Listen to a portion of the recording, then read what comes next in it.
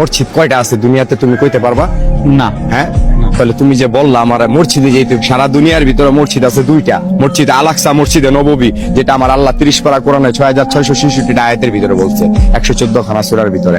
তো মসজিদ হইলো দুইটা, আর আমরা বলতেছি লক্ষ লক্ষ কোটি কোটি মসজিদ, মসজিদের শেষ নেই। তো মসজিদ খোঁজো, আগে মসজিদ খুঁজা নামাজ পড়ো, মানুষ দেখা এমন ইমাম, যে ইমামের পিছনে নামাজ পড়তে হইব, যে বেতনভুক্তদারির পিছনে কোনোদিন নামাজ হবে না।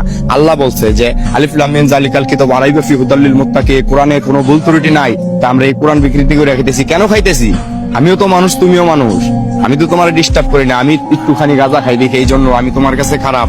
কিন্তু যারা এরকম হাজার হাজার কোটি কোটি টাকার পাহাড় নিয়ে ঘুরতেছে, কালো টাকার পাহাড় নিয়ে ঘুরতেছে, তারা কি করতেছে? ও আমরা এখন রাস্তাঘাটে থাকি দেখে আমাদের কিছু নাই দেখে এই জন্য এরকম নাকি?